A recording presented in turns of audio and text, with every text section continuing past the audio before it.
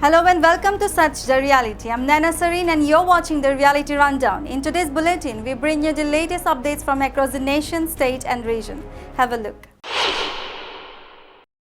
A 35-year-old man from Kokrajhar, Assam, Padopani Brahma, allegedly killed his 75-year-old mother, Parvati Brahma, after she refused to give him money for drugs. Padopani, son of the late Professor Nagin Brahma, a former principal of Kokrajhar Government College, struck his mother on the head with a hard object in their home at Kokrajhar Ward number 8, Vidar Khoro. The police apprehended him after discovering Parvati Brahma's body. In response to recent violence in Manipur's Jiribam district, officials from Assam's Kachar district and Manipur's Jiribam district convened a joint meeting at the Jirighat police station in Kachar. Key attendees included Kachar district commissioner Rohan Kumar Jha and Jiribam's additional deputy commissioner Manuranjan Tokcham. Commissioner Jha stressed the importance of peace and outlined plans for house-to-house surveys in border villages. He urged those who sought shelter in Kachar to return home, assuring them of full security.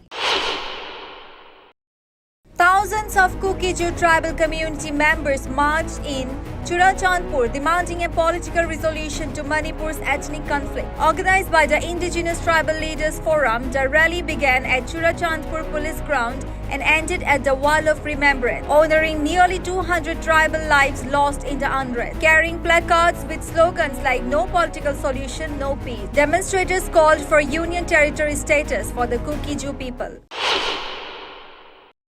Tensions escalated at Maharaja Bir Bikram College when a confrontation between the Akhil Bharatiya Vidyarthi Parishad and the Tribal Students Federation turned violent, resulting in serious injuries to TSF member Kharang Dev Burma, who is now hospitalized. The clash, reportedly over college admission procedures, was condemned by the TSF as an unprovoked assault. The incident occurred in the presence of the college principal, who did not intervene, and police were called to manage the situation.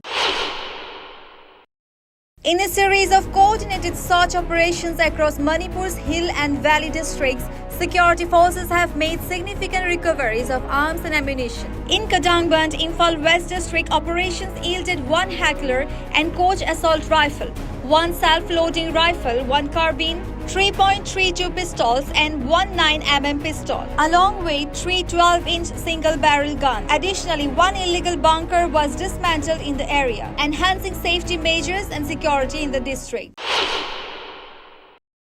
Delhi Water Minister and Aam Aadmi Party leader Atishi Malina was admitted to Lok Nayak Jai Prakash Hospital after her health deteriorated on June 25, following a drop in blood sugar level. Atishi is on an indefinite hunger strike, now in its 5th day, protesting against the Haryana government for not releasing 100 million gallons per day of water amidst a severe water shortage in Delhi.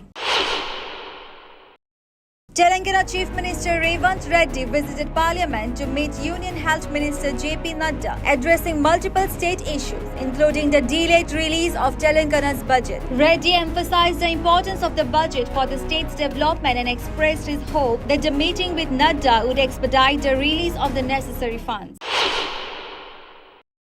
Aam Aadmi Party MP Sanjay Singh voiced support for Delhi Water Minister Atishi's ongoing indefinite hunger strike, now in its 5th day, demanding the release of Delhi's rightful share of water from Haryana. Singh highlighted that the agreement with the Haryana government stipulates 613 mgd of water, but since the election, Delhi has received 100 mgd less consistently for over 3 weeks. Despite efforts to engage with Haryana officials, Lieutenant Governor Saxena and Prime Minister Modi through letters and discussions, Atishi's pleas remain unheard. Singh emphasized the criticality of receiving the allocated water to ensure adequate water supply for Delhi's residents, impacting the needs of approximately 28 lakh people.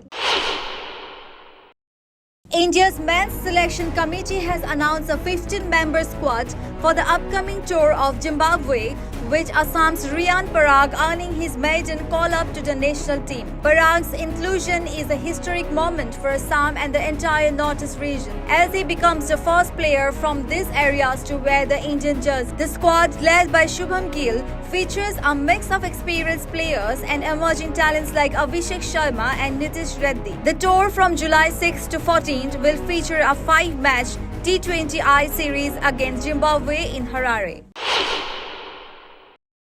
Afghanistan has qualified for the T20 World Cup semi-finals for the first time after defeating Bangladesh by 8 runs using the DLS method in their final Super 8 stage match. This historic victory eliminates both Australia and Bangladesh from the tournament. Afghanistan will face South Africa in the semi-finals, while India is set to play against England.